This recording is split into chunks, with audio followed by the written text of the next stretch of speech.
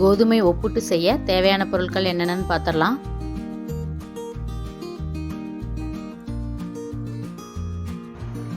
கோதுமை மாவு 1/4 கிலோ எடுத்திருக்கேன். தேங்காய் துருவல் 1 கப், சர்க்கரை 1 கப், ரெண்டுமே ஈக்குவலாக எடுத்துக்கணும். 3 ஏலக்காய்.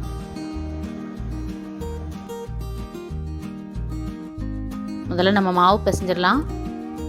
கோதுமை மாவில் தேவையான அளவு உப்பு ஆட் பண்ணுறேன்.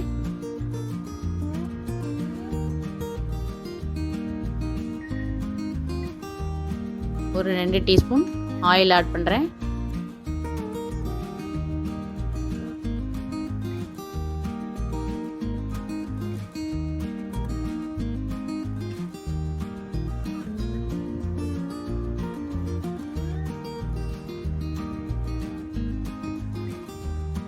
நல்லா மிக்ஸ் பண்ணி விட்டுட்டு கொஞ்சம் கொஞ்சமாக தண்ணி ஊற்றி நம்ம சப்பாத்திக்கு பிசைகிற மாதிரி பிசைஞ்சிடலாம்.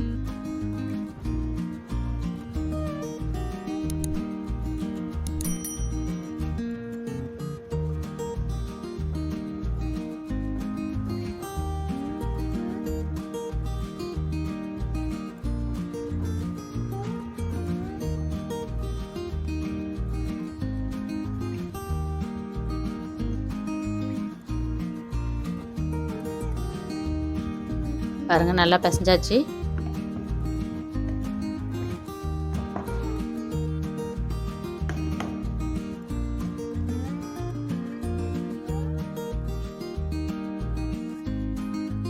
இதில் 1 டீஸ்பூன் எண்ணெய் ஊற்றி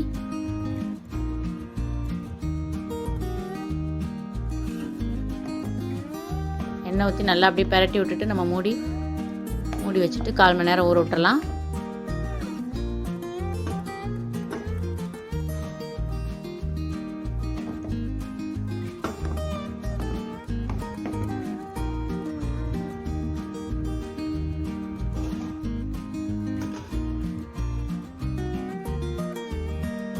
அதுக்குள்ளே நம்ம பூரணம் ரெடி பண்ணிடலாம்.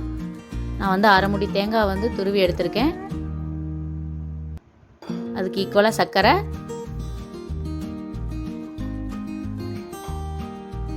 ஏலக்காய் பொடிச்சு வச்சுருக்கேன், அதையும் ஆட் பண்ணுறேன். நல்லா மிக்ஸ் பண்ணி வச்சிடலாம்.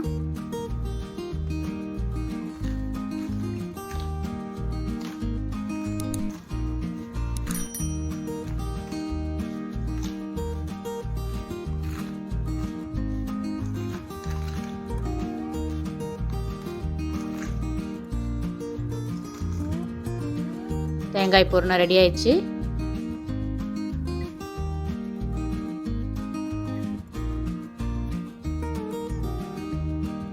பாருங்க, மாவு நல்லா ஊறிடுச்சு. 1/4 மணி நேரம் ஆயிட்டு. சின்ன சின்ன உருண்டையாக நான் உருட்டி வச்சுருக்கேன்.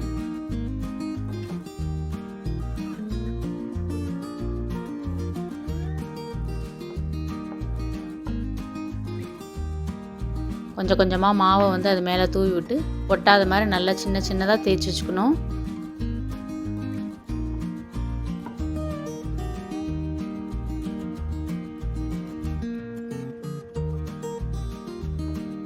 கால் கிலோ மாவு எடுத்தால் ஒரு 30 ஒப்புட்டு வரும்.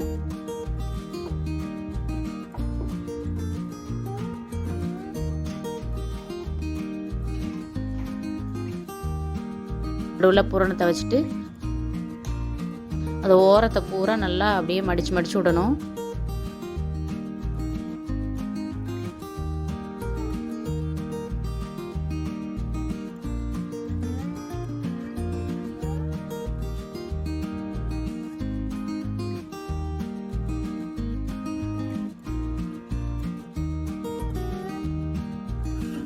அவ்வளோதான்.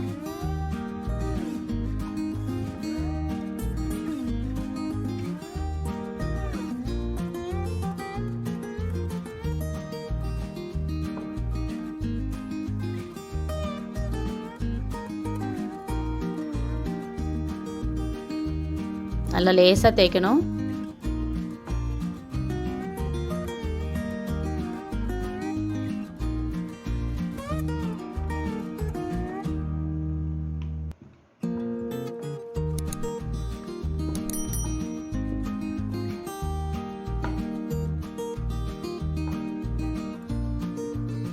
தேய்ச்சிட்டேன். இப்போ பூரணம் அதில் வைக்க போகிறேன்.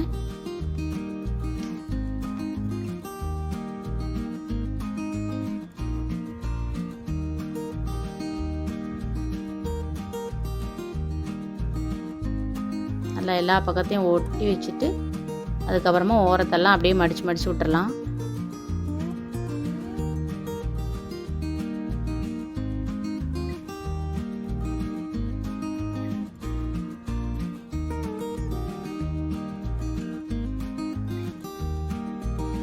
இதே மாதிரி நம்ம எல்லாத்தையுமே செஞ்சு வச்சிடலாம்.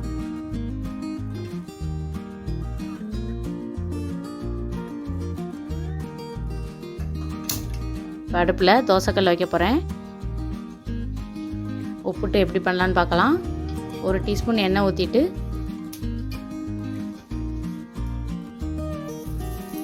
நம்ம இதில் அப்படியே லைனாக அடுக்கி வச்சிடலாம். 2 பக்கமும் நல்லா வேக வச்சு எடுக்க போகிறோம்.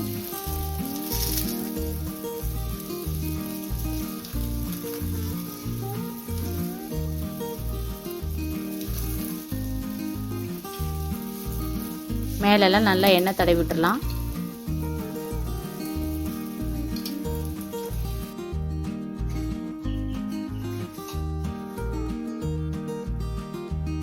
இந்த மாதிரி 2 கரண்டி வச்சுக்கோங்க. இப்போ ஈஸியாக பெரட்டி விட்றதுக்கு ஈஸியாக இருக்கும்.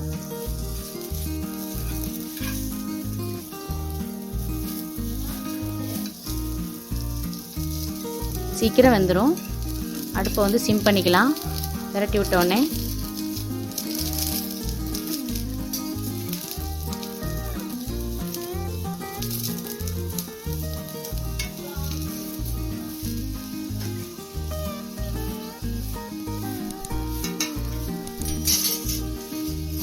செஞ்ச உடனே நல்லா சூடாக சாப்பிட்டா மொறுமொறுன்னு நல்லா கிறிஸ்பியாக நல்லாயிருக்கும். டேஸ்ட்டாகவும் இருக்கும். செஞ்சு பாருங்கள்.